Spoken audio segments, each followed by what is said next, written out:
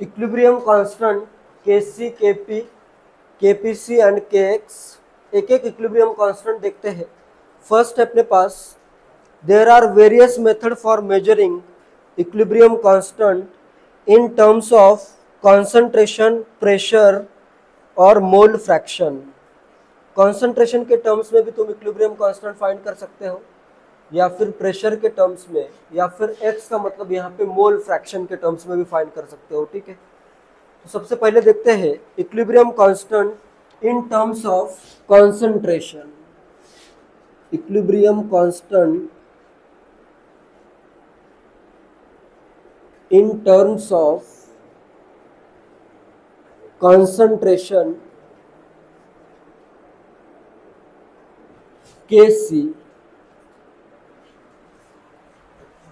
Kc अगर मेरे पास कोई रिएक्शन है, कॉन्सेंट्रेशन मतलब क्या होता है?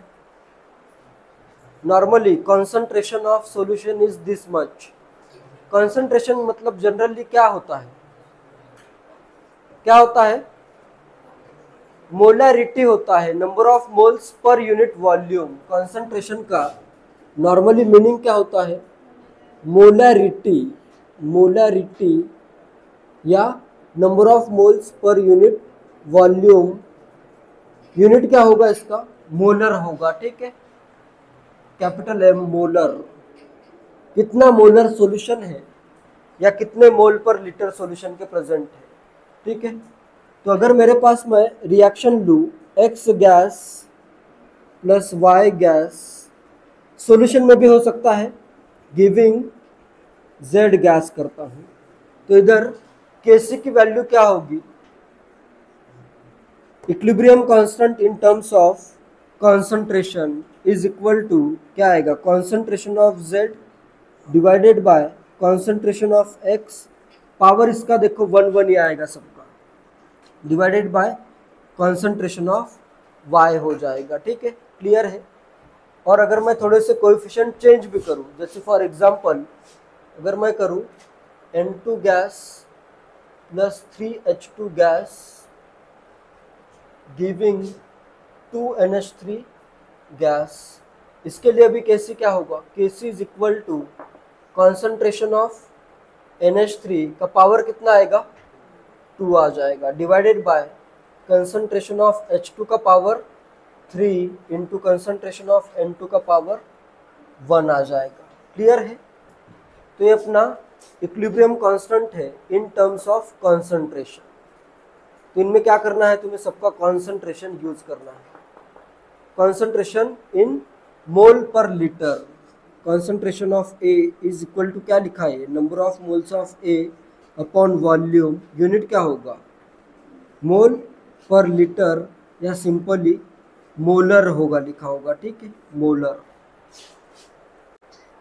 Kc और इक्विलिब्रियम के इक्विलिब्रियम में क्या लग रहा है? सेम होगा या डिफरेंट? जो मैंने एग्जांपल दिए वो देखने के बाद ऐसे क्या लिख रहा है? के equilibrium and Kc, equilibrium constant and Kc क्या लग रहा है? सेम ही होगा या डिफरेंट होगा? सेम होगा ऐसे लग रहा है, लेकिन ये सेम नहीं होता है। सेम कैसे नहीं होता है थोड़ी देर के बाद तुम्हें पता चलेगा। ठीक है, नेक्स्ट। ठीक है, इधर ध्यान दो। नेक्स्ट, के इक्विलिब्रियम और Kc में क्या डिफरेंस है वो देखते हैं। जैसे अगर मैंने सब गैसेस लिए थे, उसमें तो के इक्विलिब्रियम या Kc सेम रहेगा, लेकिन अगर मैं X करता हूँ सॉलिड प्लस Y करता हूँ गैस एंड Z भी करता हूँ गैस, इसमें के इक्विलिब्रियम क्या लिखूंगा मैं? K equilibrium is equal to concentration of Z divided by concentration of Y into concentration of X। लेकिन X क्या है अपना? X मैं लेता हूँ एक प्योर सॉलिड होगा, प्योर सॉलिड है यहाँ पे तो, या फिर प्योर लिक्विड भी अगर है तो उस केस में भी सेम अप्रोक्सीमेशन लगाना है या सेम मेथड यूज करना है। क्या करना है तुम्हें? सॉलिड अगर कोई है तो सॉलिड में उसका कॉन्सेंट्रेशन चेंज होता है क्या? सॉलिड में number of moles per unit volume change होते हैं या सेम ही होते हैं? सॉलिड का अगर मैं एक यूनिट वॉल्यूम लूँ तो उसमें नंबर ऑफ मोल्स क्या रहेंगे? कांस्टेंट ही रहेंगे ना। तो ये वैल्यू क्या है? कॉन्सेंट्रेशन ऑफ एक्स, ये वैल्यू क्या है? कांस्टेंट है। ये वैल्यू चेंज नहीं होगी, ये वैल्यू कांस्टेंट ही रहेगी। अगर इस कांस्टेंट को मैं इधर मल्टीप्लाई कर दूं तो मेरे पास क्या आएगा? K equilibrium into concentration of X is equal to concentration of Z by concentration of Y. ये वैल्यू क्या है? कांस्टेंट है।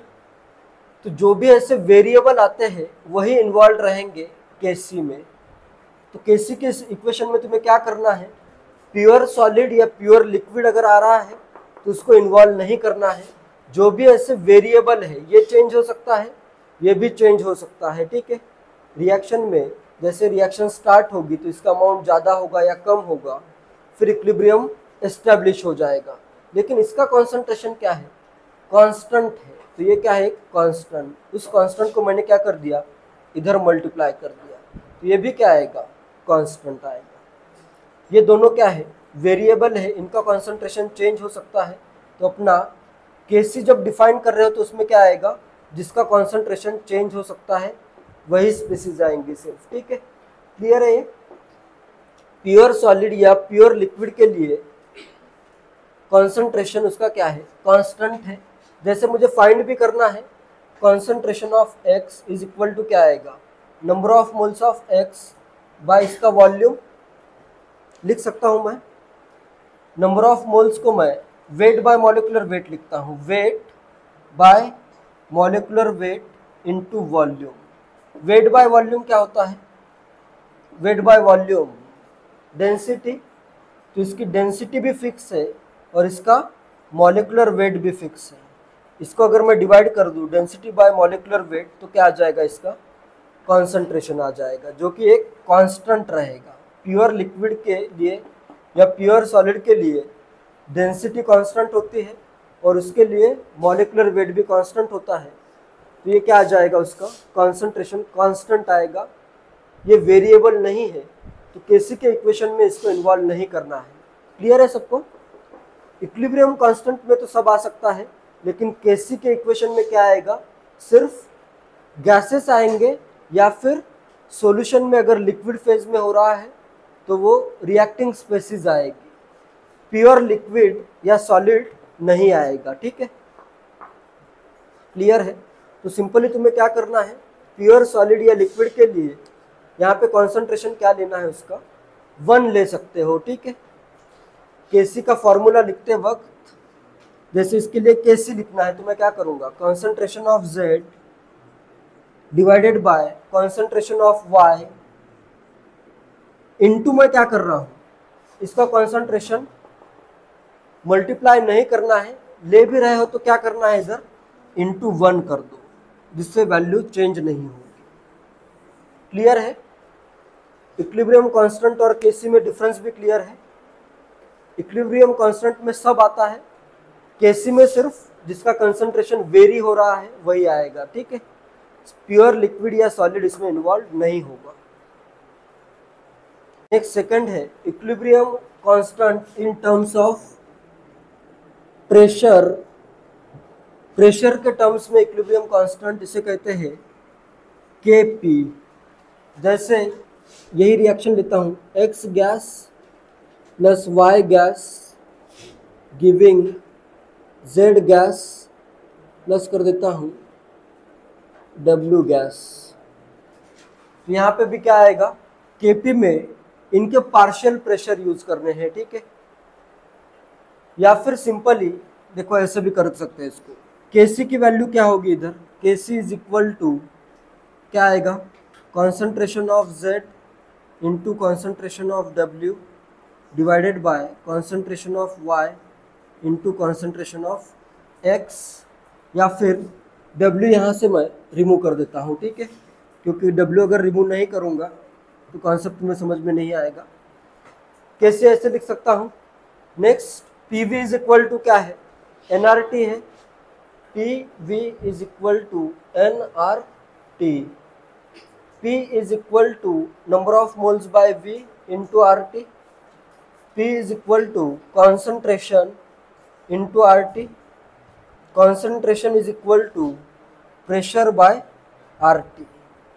क्लियर है ये सब क्लियर है। कॉन्सेंट्रेशन को क्या लिखा जा सकता है?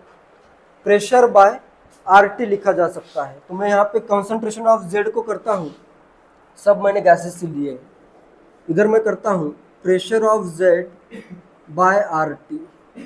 Next concentration of Y, pressure of Y, partial pressure से सबके, ठीक है, pressure of Y by RT। Next X के लिए क्या आएगा? Pressure of X by RT। इसको मैं क्या लिख सकता हूँ? एक RT तो कैंसिल आउट हो गया, यहाँ पे क्या आ जाएगा? 1 बाय, ये RT कहाँ चला जाएगा? ऊपर चला जाएगा। इधर मैं कर देता हूँ KC बाय RT कर देता हूँ, ठीक है, इज इक्वल टू क्या आ जाएगा? PZ divided by PY into PX। ये क्लियर है? एट गिवन टेम्परेचर, टेम्परेचर अगर कांस्टेंट है तो ये भी कांस्टेंट, ये भी कांस्टेंट, ये भी कांस्टेंट, इसी कांस्टेंट को कहते हैं Kp, equilibrium constant in terms of pressure. तो Kp के लिए क्या करना है तुम्हें? सेम टू सेम करना है, बस कंसंट्रेशन के जगह क्या यूज करना है? इनका प्रेशर यूज करना है। जैसे फॉर एग्जांपल कोई अगर मैं रिएक्शन लूँ, रिएक्शन अगर मैं लूँ H2 gas plus Cl2 gas giving 2HCl gas, ये रिएक्शन करता हूँ, तो इसके लिए Kp क्या आ जाएगा? Kp is equal to pressure of HCl का पावर क्या होगा? 2 आ जाएगा, divided by pressure of Cl2 into pressure of H2, ये आ जाएगा। क्लियर है? किसी भी रिएक्शन में सेम करना है, बस कोएफिशिएंट से उसको रेज कर देना है। पहले आएंगे प्रोडक्ट ऊपर और उनका कोएफिशिएंट, नीचे आएंगे डिनोमिनेटर में रिएक्टेंट्स और उसका कोएफिशिएंट। नेक्स्ट अगर मैं रिएक्शन लूँ PCl5 gives, PCl5 gas gives PCl3 gas plus Cl2 gas, तो इसके लिए Kp क्या आएगा? Kp is equal to pressure of Cl2 into pressure of PCl3 divided by pressure of PCl5 आ जाएगा। सबका कोएफिशिएंट 1 है तो रेज टू सब में 1 1 ही करना है। क्लियर है? Kc में तुम्हें बस क्या करना है? Concentration of products raise to their coefficient divided by concentration of reactants raise to their coefficients. Kp में क्या करना है? Partial pressures of products raise to their coefficients divided by partial pressure of reactants raise to their coefficients, इतना ही करना है, ठीक है। पार्शियल प्रेशर लेकिन सही से कैलकुलेट या सही करेक्ट वैल्यूज पुट करनी है। नेक्स्ट है equilibrium constant in terms of both pressure and concentration. कभी कभी ये यूज होता है इन terms of both concentration and pressure. जैसे अगर कोई रिएक्शन है, X करता हूँ, ये है सॉल्यूशन में, एक सॉल्यूशन में है, Y करता हूँ मैं गैसियस फेज में, नेक्स्ट Z करता हूँ गैसियस फेज में, W भी कर देता हूँ गैसियस फेज में। Kc क्या आएगा? Kc is equal to concentration of Z into concentration of W divided by concentration of Y into concentration of X। Clear है? इनके मैं प्रेशर भी फाइंड कर सकता हूँ। अभी अपन ने देखा था P is equal to N/V RT और P is equal to CRT। तो इस कॉन्सेंट्रेशन को मैं क्या लिख सकता हूँ? प्रेशर बाय RT लिख सकता हूँ। तो मैं यहाँ पे क्या करता हूँ? Is equal to concentration of Z is pressure of Z by RT into W के लिए भी क्या आएगा, pressure of W by R T divided by concentration of Y is pressure of Y divided by R T. Concentration of X, इसका कोई pressure होगा क्या, नहीं होगा। एक्स जो है ये सॉल्यूशन में है, गैसेस का प्रेशर होता है, ये प्रेशर क्या है, पार्शियल प्रेशर ऑफ गैसेस है। तो यहाँ पे एक्स का क्या आएगा, कॉन्सेंट्रेशन ऑफ एक्स आ जाएगा। ठीक है, एक आर टी से एक आर टी कैंसिल आउट करता हूँ, एक आर टी इधर मल्टीप्लाई करता हूँ, तो मेरे पास क्या आ जाएगा, K C into R T is equal to pressure of Z into pressure of W divided by pressure of Y into concentration of X. ये constant, K C constant, R constant, temperature भी constant है, तो ये भी value क्या आएगी, constant आएगी। क्या मैं इसको के पी कह सकता हूँ, नहीं कह सकता। के सी कह सकता हूँ, नहीं कह सकता। तो इसको कहते हैं के पी सी। इसमें दोनों आ रहे हैं, प्रेशर, गैसेस का प्रेशर आ रहा है, और जो गैस नहीं है, जो सॉल्यूशन में प्रेजेंट है, उसका कॉन्सेंट्रेशन आ रहा है। तो ये क्या है, इन टर्म्स ऑफ बोथ, केपीसी क्या है, इन terms of both pressure and concentration है। ठीक है, next, KP can exist only for that equilibrium which satisfies following to conditions. KP किस रिएक्शन के लिए हो सकता है, इसके लिए दो कंडीशंस है। फर्स्ट कंडीशन है at least one of the reactant और product should be in gaseous phase. Gas अगर कोई है ही नहीं तो उसमें केपी आ सकता है क्या, नहीं आ सकता। तो एटलीस्ट कोई ना कोई रिएक्टेंट किस में होना चाहिए, रिएक्टेंट या प्रोडक्ट गैसियस स्टेट में होना चाहिए, ये फर्स्ट कंडीशन है। एंड सेकेंड कंडीशन है